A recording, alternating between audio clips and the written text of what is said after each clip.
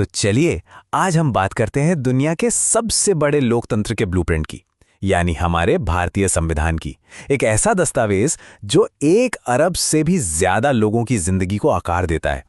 कभी सोचा है कि 1 अरब से भी ज्यादा लोगों के लिए एक रूल बुक कैसे लिखी जाती होगी? ये सवाल सुनने में ही कितना बड़ा लगता है ना?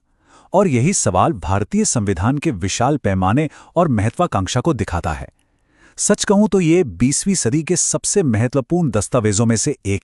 तो आज हम क्या क्या कवर करने वाले हैं? सबसे पहले संविधान के ग्रैंड डिजाइन को समझेंगे। फिर ये दुनिया की सबसे लंबी रूल बुक आखिर है क्यों, इस पर नजर डालेंगे। इसके बाद हमारे शासन के स्तंभ क्या हैं और एक नागरिक की शक्ति क्या है, इसको देखेंगे। फिर ये भी जानेंगे कि संविधान बदलाव और संकट के लिए कैसे तैयार रहता है। और आखिर में बात करेंगे कि ये एक स्थायी ब्लूप्रिंट की तरह कैसे काम करता है। चलिए शुरू करते हैं हमारे पहले सेक्शन से, संविधान का भव्य डिजाइन। यहाँ हम ये समझेंगे कि ये जो विशेषताएं हैं ना, ये सिर्फ नियमों की एक लिस्ट नहीं है, बल्कि ये सब आपस में जुड़े हुए सिद्धांत हैं जो मिलकर भारत के अद्वितीय लोकतांत्रिक चरित्र को परिभाषित करते हैं। तो अब आते हैं अपने अगले सेक्शन पर, दुनिया की सबसे लंबी रूल बुक। देखिए, भारतीय संविधान का आकार, उसका साइज, वही उसकी एक पहचान है।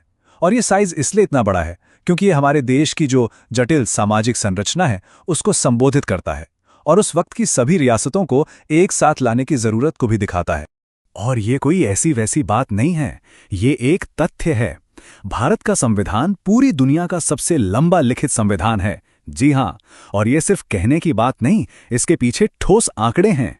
तो चलिए इसकी संरचना को देखते हैं और ये समय के साथ कैसे बदला है, ये काफी दिलचस्प है। देखिए, आर्टिकल्स यानी अनुच्छेद, ये मूल रूप से कानून के नियम हैं। फिर आते हैं पार्ट्स, जो इन आर्टिकल्स के समूह हैं।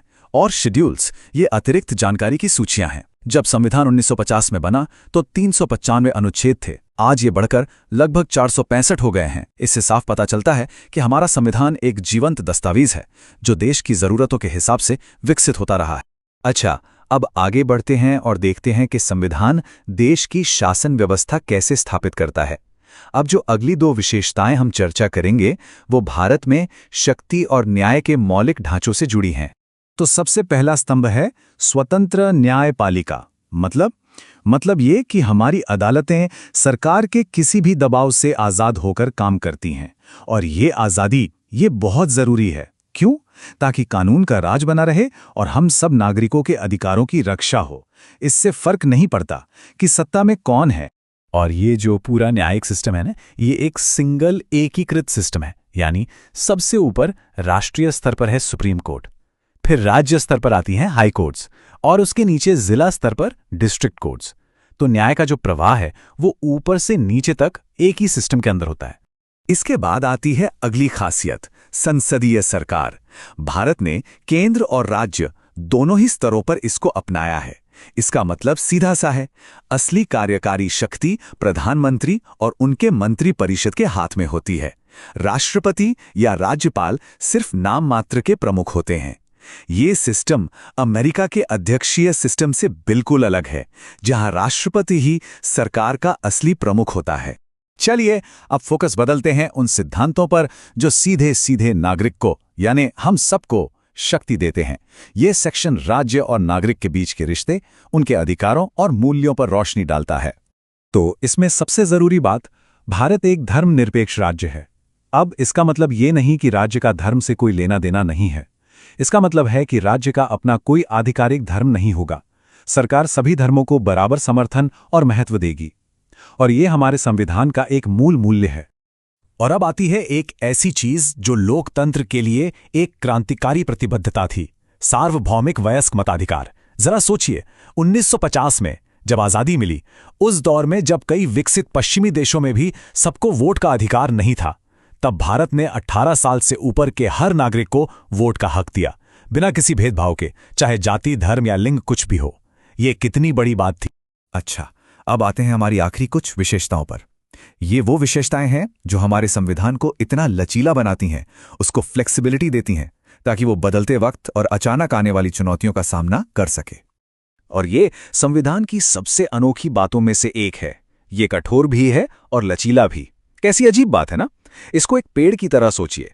जिसका तना एकदम मजबूत और कठोर है, जो स्थिरता देता है, लेकिन उसकी टहनियां वो लचीली हैं जो हवा के साथ झुक सकती हैं। बिल्कुल वैसे ही संविधान के कुछ हिस्सों को बदलना बहुत बहुत मुश्किल है, लेकिन कुछ दूसरे हिस्सों को संसद में एक साधारण बहुमत से आसानी से बदला जा सकता है। और हाँ, संकट के समय के लिए संविधान में आपातकालीन प्रावधान भी हैं, जैसे राष्ट्रीय आपातकाल, जो किसी बाहरी हमले के वक्त लग सकता है, या राज्य आपातकाल, जिसे हम आमतौर पर राष्ट्रपति शासन कहते हैं, और वित्तीय आपातकाल भी। देखिए, ये प्रावधान जरूरी हैं ताकि किसी बड़े संकट के दौरान देश की संप्रभुता और अखंडता को बचाया जा सके। लेकिन हाँ, ये केंद्र सरकार को काफी असाधारण शक्तियां दे देते हैं, इसलिए इनका संतुलन में इस्तेमाल करना बहुत महत्वपूर्ण हो जाता है। तो हमने देखा कि ये सारे अलग अलग विशेषताएं कैसे जुड़कर एक पूरे देश को बनाती हैं, उसको आकार देती हैं। चलिए, आखिर में इन सब प्रमुख सिद्धांतों को एक बार फिर से जल्दी से देख लेते हैं, जो भारत की नींव हैं। तो हमने बात की कि यह दुनिया का सबसे लंबा संविधान क्यों है। फिर हमने देखा कि कैसे स्वतंत्र न्यायपालिका और संसदीय सरकार शासन की नींव रखते हैं। हमने धर्मनिरपेक्षता और सार्वभौमिक मताधिकार जैसे नागरिक केंद्रित विचारों को समझा, और यह भी देखा कि कैसे इसका कठोर और लचीला स्वभाव इसे समय के साथ स्थायी बनाता है, और आपातकालीन प्रावधान इसे हर संकट के लिए तैयार रखते हैं। तो आखिर में एक सवाल रह जाता है कि ये 70 साल से भी ज्यादा पुराने सिद्धांत आज के 21वीं सदी के भारत को कैसे आकार दे रहे हैं। ये एक ऐसा सवाल है जो हमारे संविधान की जो स्थायी प्रासंगिकता है और हम सब पर इसका जो गहरा असर है, उसकी याद दिलाता है।